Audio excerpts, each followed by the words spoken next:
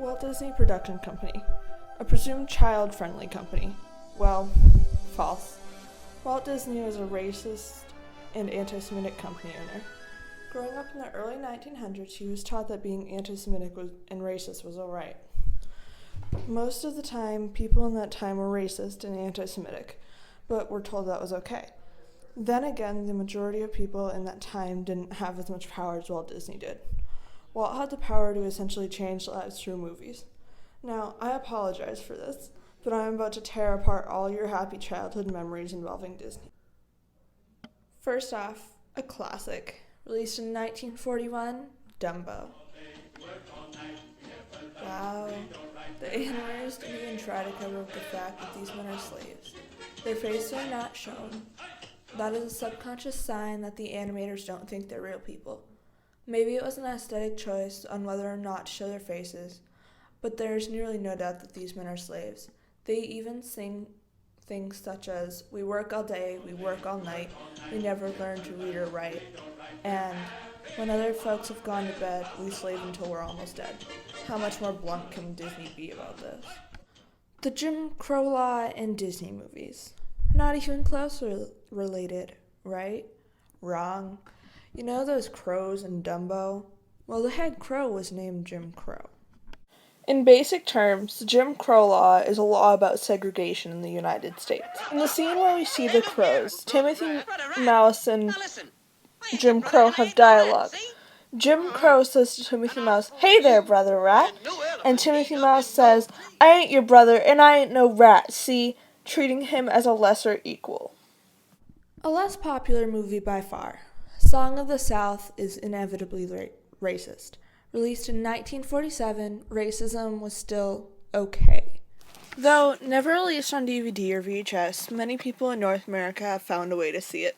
For those who haven't seen it, the plot of the story is an older African-American man, Uncle Remus, telling stories about animated characters who appear throughout the film. They converse in pidgin dialect, which is a language of sorts when two people are of two different languages. When the chairman of Disney, Robert Iger, was asked about releasing it on DVD in North America, he responded with, "Owing it to the sensitivity that it exists in our culture, we made the decision not to re-release it." According to Jim Hill, who runs an unofficial Disney site, stated, "Disney has been inches away from releasing the movie 3 times in the past 10 years.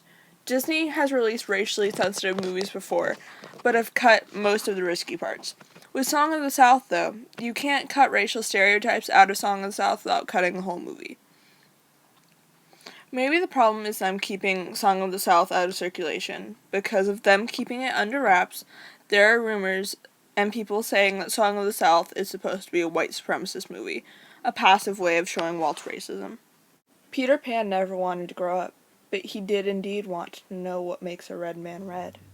The musical number in Peter Pan, What Makes a Red Man Red, teaches kids that having different colored skin is so strange that it's worthy of a musical number to explain it.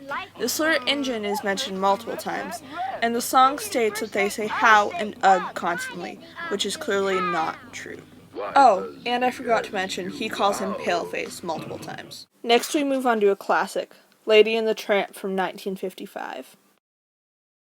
In the movie, the female lead, Lady, encounters 2 Siamese cats, 2 racial, stereotypical Asian cats. And by Asian stereotype, I mean slanted eyes, buck teeth, and a very strong accent. Also during the song, fulfilling the stereotype of being sneaky with the lyrics, "If we sneaking up on it carefully, there will be head for you and tail for me," speaking of the fish. Now we destroy one of my personal favorite Disney movies, The Aristocats. The very popular musical number in the movie, Everybody Wants to Be a Cat, has the slightest twinge of racism. Racism with the same race as Lady and the Tramp, with a Siamese cat. And it doesn't help that he plays the piano with chopsticks. He also reinforces the stereotype with his lyrics, "Shanghai, Hong Kong, egg foo young, fortune cookie always wrong." The looks of him doesn't help either, with his slanted eyes and big buck teeth. Groove it, cats! And he does that. This one is more minor, but in Oliver and Company, the Chihuahua named Tito, he does bad things. which is a typical Latino stereotype. Now that could have just been a choice by the writer or something, but who knows. Released in 1992, Aladdin is one of the classical Disney princess movies. In most of the princess movies, there's either little or no racism, or it's hidden well. While in Aladdin, there's a song, the opening song, Arabian Nights, that leaves nothing to the imagination when it comes to racism. Oh, I come from a land, from a faraway place where the caravan camels roam, where they cut off your ear if they don't like your face. It's barbaric, but hey, it's home. These lyrics are just enforcing the typical American stereotype of Middle Eastern countries. In the actual movies shown on TV and certain DVDs, it is changed to sound less racist. Now that we've seen just a handful of Walt's racism, let's take a journey into his anti-Semitic head, shall we? This is just one thing, and it's debatable whether or not it's character design choice or if it's on purpose, though I feel it's too many times for it to be coincidence. I'm talking about how quite a few Disney villains have large noses, which is a typical Jewish stereotype, and portraying them as villains kind of reinforces the idea that Walt Disney, or even the animators, were anti-Semitic. Some examples are Humbert the Huntsman from Snow White, though he did end up redeeming himself in the end, Stromboli from Pinocchio, Honest John, in a sense. I mean, he does have a big nose, but I'm not sure if it really counts seeing he's a fox and all. Lady Tremaine from Cinderella, aka the evil stepmother, Edgar from the Aristocats, and Jafar from Aladdin. There are many more as well, such as Ursula, but I'm not going to bore you with listing off Disney villains. As stated earlier, it could have been a design choice by the animators, though it happened a bit too much to be a coincidence in my opinion. Now that you know this information about Disney movies, will you still watch them?